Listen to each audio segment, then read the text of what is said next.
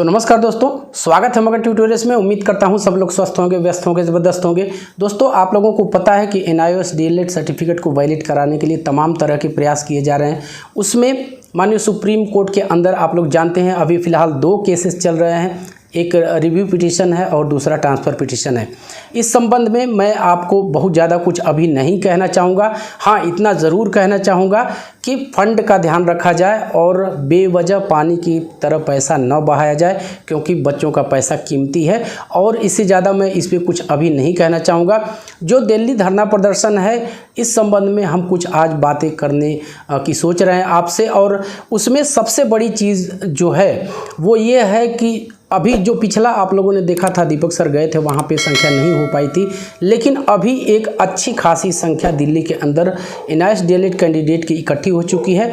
और वहाँ से इस संख्या की ही बदौलत अब कुछ जो पॉजिटिव खबरें हैं वो अब निकल के आनी शुरू हो चुकी हैं।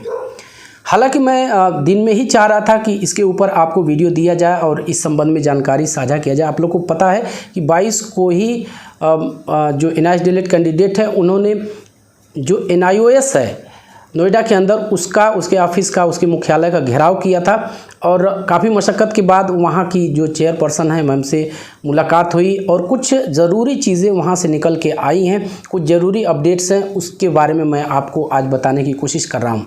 सबसे पहली बात जो उन्होंने कही है, उन्होंने कहा कि सबसे पहले तो आपको सुप्रीम कोर्ट में NIOS DLED को पार्टी बनाना चाहिए था। और कहीं न कहीं ये चीज़ें अन्य माध्यमों से भी निकल के आई कि यदि NIOS पार्टी बनाया जाए। अभी आप लोगों को याद होगा कुछ समय पहले तक जो उत्तर प्रदेश की टीम थी, रजनीकांत तिवारी सर ने एक गूगल डॉक्स क्रिएट किया था और उस पर काफ़ी सारे लोगों ने अपनी प्रविष्टियां भी भरी, लेकिन किसी वजह से उसको कंज्यूमर कोर्ट में नहीं लेके जाया जा सका। लेकिन फिर भी अभी भी उस संबंध में चीज़ें हो रही हैं और हो सकता है आवश्यकता महसूस हो तो फर्दर आगे इस संबंध में एक्शन लिया जा सकता है। लेकिन जो चेयरपर्सन से मुलाकात हुई है NIOS के, उन्होंने कहा है कि यदि हमें पार्टी बनाया गया होता तो हम जाके अपना वहाँ पे पक्ष स्पष्ट करते। दूसरी चीज़, MHRD ने NCTE से और खुद NIOS से भी इस संबंध में क्लेरिफिकेशन मांगी थी। और क्लेरिफिकेशन की जब बात आई है तो मैं नंदन सिंह बोहरा सर का भी आगे चल के आपसे जिक्र करूंगा। लेकिन यहाँ पे बात NIOS की, उन्होंने एक बात बहुत जो कहें कि ज़रूरी कही है, और वो बात ये है कि यदि MHRD चाहती है, शिक्षा मंत्रालय चाहता है NCTE कोई इस तरह का 6 महीने का कोर्स अप्रूव करके दे, क्योंकि जो कोर्स हमारा इनवैलिड माननीय सुप्रीम कोर्ट के अंदर हुआ है वो सिर्फ इसलिए हुआ है कि वो 18 मंथ्स का उसको अपोनेंट ने साबित कर दिया। और इस वजह से माननीय सुप्रीम कोर्ट ने NCTE की जो RTE एक्ट है उसमें जो है 24 मंथ्स का DLED ही PRT को पढ़ाने के लिए वैलिड माना गया है। तो ये 18 मंथ्स का है, इसलिए इसको इनवैलिड करार दिया गया। यहाँ पे एक टेक्निकल पेंच भी है और उस पेंच को यदि रिव्यू पिटीशन से ज़्यादा उम्मीदें नहीं है। आप लोग बार बार कहना शुरू कर देते हैं कि सर आप विरोध में, देखिए मैं विरोध में नहीं बोल रहा हूँ, मैं सिर्फ इतना कहना चाहता हूं कि ट्रांसफ़र पिटीशन पे ही फोकस किया जाना चाहिए था। रिव्यू पिटीशन का अभी भी मैं कह रहा हूं, ये मेरी पर्सनल सोच है और कुछ वजहें हैं जिसकी वजह से मैं कह रहा हूं कि रिव्यू पिटीशन में बहुत ज़्यादा हम संभावनाएं नहीं तलाश सकते, और वो भी उस तरह से जिस तरह से उसकी प्रोसीडिंग्स, जो उसकी सुनवाई है वो करवाई जा रही है। रिव्यू पिटीशन जो है उसका एक टाइम लिमिट होता है, उसके अंदर उसकी सारी खामियां दूर कर ली जानी चाहिए थी। लेकिन ट्रांसफ़र पिटीशन से टैग करवाने के चक्कर में इन लोगों ने पहले ही इसकी किरकिरी करवा दी है। फिर से आप लोग मेरी ही आलोचना करेंगे, मैं वो भले के लिए ही आपको कह रहा हूँ कि ये चीज़ें होनी चाहिए थी। मैं आलोचना नहीं कर रहा हूँ, मेरी बात को आप लोग समझने की कोशिश कीजिए। वो केस ही क्या, उस केस का क्या फ़ायदा जब उससे कोई फ़ायदा ना मिल सके। खैर, NIOS पे हम चलेंगे, बार बार मुद्दे से भटकना मैं नहीं समझता हूँ। बातें आती हैं तो कहीं न कहीं उधर घूम के चली जाती हैं। उन्होंने कहा है कि यदि ठीक है 18 मंथ्स का है, 18 मंथ्स के ही मुद्दे पे हम लोग भटके थे यहाँ से। 18 मंथ्स का यदि माननीय सुप्रीम कोर्ट भी मान रहा है तो फिर 6 महीने का कोई स्पेशल ब्रिज कोर्स जैसा यदि कोर्स एनसीटी अप्रूव करके देती है तो हम उसमें ऐड ऑन कर सकते हैं। लेकिन बात वही है उसमें कि इतनी फुर्सत किसके पास है। अभी हमें पता है कि बहुत सारे ऐसे उनकी संख्या का हालांकि कोई हमने सर्वे तो नहीं किया है, लेकिन बहुत से लोग, बहुत से हमारे दोस्त ऐसे हैं जो उम्र के अंतिम पड़ाव पे चल रहे हैं, और यदि यहाँ से विलम्ब होता है तो शायद उनके लिए दिक्कत खड़ी हो सकती है। तो ये दो चीज़ें निकल के आई हैं कि सबसे पहले तो पार्टी बनाया जाना चाहिए था, और दूसरी चीज़ कि यदि कोई इस तरह का कोर्स अप्रूव करके दिया जाता है तो NIOS उसको कराने के लिए तैयार है, और इस संबंध में आगे भी बातें चल रही हैं और आगे भी कुछ अपडेट होगी तो इस संबंध में हम आपको बताएंगे। नंदन सिंह बोहरा सर का हम आपसे यहाँ जिक्र करना चाहेंगे। आप लोगों को पता है कि वो साइलेंटली इस समय काम कर रहे हैं और बार बार संसद के अंदर जो NIS से संबंधित प्रश्न है उसको उठवा रहे हैं। जून में भी शायद 2 या 3 जून को भी इस तरह का प्रयास अभी होने वाला है उनके द्वारा, लेकिन उन्होंने पहले ही पूछ रखा है। मैं वो PDF आपको लगा दूंगा, और उसमें जो जवाब आया है शिक्षा मंत्रालय का वो कहीं न कहीं निराशाजनक ही इसको हम कहेंगे। उसमें साफ साफ पूछा गया था कि जो NIS से कराया गया DLED है, जो उसमें तो बहुत सारी चीज़ें कही गई हैं कि इनके एम्प्लॉयमेंट के लिए अब तक क्या कुछ किया जा सका है, लेकिन जो मेन पॉइंट है वो मैं आपको बताने की यहाँ पे कोशिश कर रहा हूँ। उसमें मेनली यही पूछा गया था कि जो NIOS से कराया हुआ DLED था वो रेगुलर DLED के समकक्ष है या नहीं। इस मुद्दे पे शिक्षा मंत्रालय ने गोल मटोल जवाब देके अपना पल्ला झाड़ लिया है।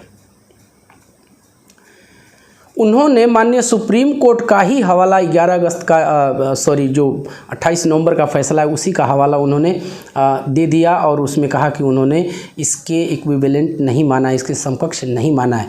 अरे भैया, आपने कोर्स करवाया, आपने डिजाइन किया, आपने उसको संसद से पारित करवाया, आपने NCTE को निर्देशित किया कि इस कोर्स का पाठ्यक्रम तैयार करे और इसको लीगली अप्रूव करे, इसके बाद NIOS को दिया गया, तो आपका अपना पक्ष होना चाहिए। कोर्ट क्या कहता है उस संबंध में आप उस चीज़ को आंसर में नहीं बता सकते। आपने कोर्स करवाया तो आपको ये पता होना चाहिए था कि ये रेगुलर DLED के समकक्ष है या नहीं।